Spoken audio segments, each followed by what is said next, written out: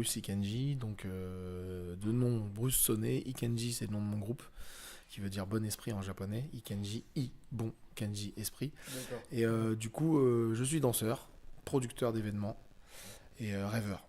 Voilà. Donc, sacré parcours, hein. Tu as une vie, je trouve, assez incroyable. La volonté, le partage, la transmission, sont tes valeurs. Ouais, en grande partie, partage, transmission, et puis dépassement de soi. Oui. En fait, on essaye vraiment d'aller toujours plus loin, des fois au détriment, voilà, avec des sacrifices, mais toujours dépassement de soi avec vraiment l'intention de pousser de la danse, le danseur. Voilà, ça c'est ma mission en fait. Quelle était l'origine de ta passion pour la danse? Alors, l'origine de ma passion pour la danse, c'est juste une cassette VHS, voilà, qu'on D'accord. m'avait rapporté quand j'étais en Afrique, parce que je suis français et camerounais. Mon père m'a apporté une cassette VHS. J'ai regardé cette cassette et je suis tombé amoureux. Voilà, amoureux de la danse. J'ai vu dans une interview que on n'invente plus maintenant des styles de danse. On reprend et on change de nom. C'est ça. Alors en gros, moi ce que je pense c'est que c'est comme ce qui se fait actuellement dans plein de milieux, plein de domaines, c'est on fait du marketing. Comme les vêtements, la Voilà, musique. voilà, comme la mode, comme la musique, comme les constructions, etc. La danse c'est un peu pareil, c'est que la danse, voilà, c'est des millénaires, Oui. centaines d'années et du coup, toutes les danses ont déjà été faites. Le seul truc, c'est que ça fait peut-être 100 ans qu'on filme de la danse, Ouais, c'est ça. qu'on prend des photos de la danse et donc on ne sait pas ce qui s'est fait avant. Moi, je pense que c'est des énergies qui étaient déjà là, qu'on a repris inconsciemment ou génétiquement, je sais pas, et qu'on a changé avec des énergies musicales, des énergies temporelles, etc., etc. Donc, et puis il y a des gens qui le savent, il y a des gens qui ne le savent pas, qui le font instinctivement, il y a des gens qui le savent et qui remarquent le nom pour se tirer, enfin se faire briller, quoi. Moi, c'est ce que je pense un petit peu. Qu'est-ce que ça te procure comme vibration, la danse? En fait, en gros, moi, ce qui me fait vibrer, c'est le moment. Le moment, Le présent, l'instant voilà, présent, quoi. exactement, parce qu'en fait, en gros, il y a pas mal de moments dans la danse où t'arrives pas à vibrer parce que tu es dans la recherche et tout, et que c'est dur, Ouais. dans la recherche, dans l'effort, etc. Mais il y a un moment où tu vas être sur scène, ou chez toi, ou dans la rue, tu vas faire des mouvements et voilà, tu vas vibrer. Donc ça, c'est le moment que je recherche le plus. Ladies and gentlemen, ladies and gentlemen, ladies and gentlemen. Y'all ready for this?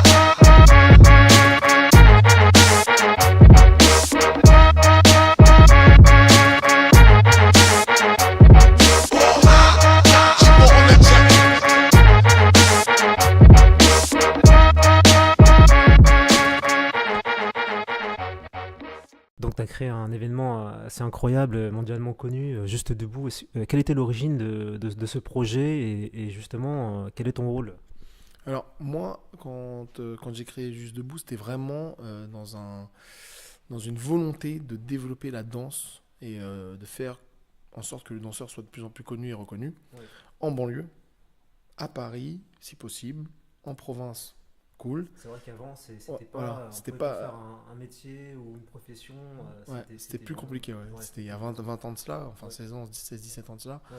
Et du coup, en banlieue, à Paris, en province, dans mes rêves les plus fous dans le monde Dans le entier. monde, ouais. Donc du coup, mission plutôt accomplie avec les équipes, hein. C'est clair. J'étais pas tout seul, hein, mais en tout cas, on a beaucoup travaillé pour développer ces aspects-là. Voilà. Et du coup, l'origine de ça, c'est qu'il y avait beaucoup d'événements axés sur la danse au sol, donc dans le hip-hop, le break, D'accord. les danseurs au sol, et que moi je voulais développer justement tous les autres aspects, tous les autres styles de danse et les rendre plus accessibles, plus connus. Voilà.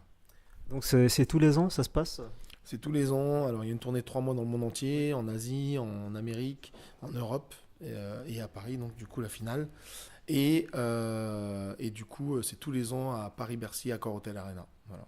Pour toi, quel était l'événement, l'élément déclencheur qui a fait que voilà, la danse, le hip-hop, tout ça, ça s'est vraiment développé, quoi, démocratisé? Je pense que Internet, Internet, ça a été, ouais, je pense que Internet, ça a été un vecteur, parce qu'en fait, si tu veux, le hip-hop a 40 ans, et si tu regardes la courbe d'évolution d'Internet et la courbe d'évolution du hip-hop, je pense que Voilà. Et puis voilà, c'est jeune, donc les jeunes sont beaucoup sur Internet, donc du coup ça a créé un phénomène. Ouais. Voilà. Et puis bon, la musique est accessible. Et le fait que le hip-hop soit accessible à toutes et à tous, Oui. toutes et à tous, et que voilà que tu puisses être un peu plus gros, tu vois, par exemple en danse classique que j'adore, Oui. on peut pas forcément être un peu chubby, quoi. On est obligé d'être C'est ça. filiforme et du coup en hip-hop, bah, t'as des minces, des grands, des petits, des gros, des blancs, des noirs, des latinos et des asiates bien sûr, mais il y a pas de code, enfin il y a Oui. pas de restriction. C'est ça. T'es bon, t'es là, t'es pas bon. Voilà, Tu changes, voilà, c'est ça. Tu changes de vocation. Est-ce que tu aurais un message pour la jeunesse, ceux et celles qui veulent se lancer comme toi dans cet univers? Alors, le message que je pourrais adresser à la jeunesse, c'est beaucoup de travail. Parce que même si on a du talent, le travail, bosser. ouais, faut bosser, faut bosser, faut bosser. Ça vient pas comme ça. Dans tout domaine, hein, dans la danse, j'ai travaillé, dans ce que je fais, dans ce que j'entreprends, je travaille aussi beaucoup. Et aussi de croire. Faut croire. Rêver. Rêver, mais surtout croire en ce qu'on fait et voilà, aller au bout des choses et avoir la foi en ce que tu fais, sinon ça marche pas. En fait, tout ce que j'ai fait et auquel je croyais pas vraiment, ça n'a pas marché. Est-ce que tu aimerais remercier des personnes qui ont cru en toi et qui t'ont permis aussi de devenir ce que tu es actuellement? Bah, déjà, je remercie Dieu parce que Oui. c'est important pour moi, ma famille, donc ma mère, ma femme, mes enfants, et puis mon équipe. Il y a Rose aujourd'hui qui est là et qui œuvre pour le Juste Debout. T'as Nicolas à l'école qui œuvre pour le Juste Debout aussi, et puis tous les danseurs qui ont cru en moi, tous les danseurs qui nous suivent, qui sont là avec nous chaque année. On est quand même pas loin de 10 000 minimum à Paris-Bercy. Ouais. Voilà, merci à tout le monde. Tu enseignes aussi. Bah, j'enseigne beaucoup à la Juste Debout School, donc j'ai Ouais. une école qui s'appelle la Juste Debout School dans Paris 20e, et j'enseigne d'ailleurs uniquement là maintenant, parce qu'avant j'enseignais dans le monde entier, mais D'accord. voilà, j'ai restreint, et puis on commence à être un peu plus vieux, donc on se sédentarise, on va C'est dire. ça. Et du coup, voilà, je donne des cours à la Juste Debout School tous les mardis à 19h. Voilà, j'ai plein d'élèves qui viennent du monde entier. Et puis, j'ai une école de formation aussi. Et bah, voilà, je suis directeur artistique de cette école de formation. Il y a des gens qui viennent aussi du monde entier pour apprendre de nous et de nos professeurs. Donc, on est super contents. J'ai des profs super qui sont vraiment talentueux. Donc, voilà. C'est vrai qu'en France, on a vraiment pratiquement, c'est pas pour jeter des fleurs, mais les meilleurs danseurs, je trouve, sur la planète, quoi. Ouais. Alors, la France, il y a la French Touch qui est énorme en France. Et qui rayonne, enfin la France rayonne même plus que les États-Unis. Ouais. On va en Asie, on va On en est Amérique bon, du quoi. Sud, on est bon. Non, franchement, on est bon en France. Et du coup, ça fait plaisir. Ça fait très plaisir. Est-ce que tu as des personnalités qui t'ont inspiré? Tellement. Bah, en fait, moi, que dans la danse. bah, dans la danse ou même dans l'entrepreneuriat, Ouais. il y a tellement de gens qui m'inspirent que ça serait compliqué de tous les nommer, mais je pense que moi, en fait, je m'inspire de vraiment tout le monde. C'est-à-dire que ça peut être des plus vieux, ça peut être des plus jeunes, et je vais pas nommer parce que j'ai peur d'en oublier, et ce Oui. serait contre-productif pour moi, pour eux, mais je m'inspire de beaucoup de monde, des gens qui m'ont touché au niveau de l'artistique et même au niveau de l'entrepreneuriat, parce que même si c'est un peu antinomique, maintenant ma passion c'est le business et l'entrepreneuriat. Tu as réussi à lier les deux, quoi. Voilà, exactement, avec ce que j'aime faire du concret et du business. Donc voilà, mais j'essaie de m'inspirer de plein de monde, regarder des documentaires, des films, voilà, lire des petits articles de temps en temps, et surtout regarder le parcours des gens et être admiratif et observer.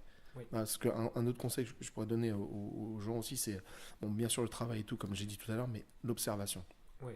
L'observation, c'est super important. Être un bon observateur, c'est déjà une grande partie du travail mâché. Le prochain événement?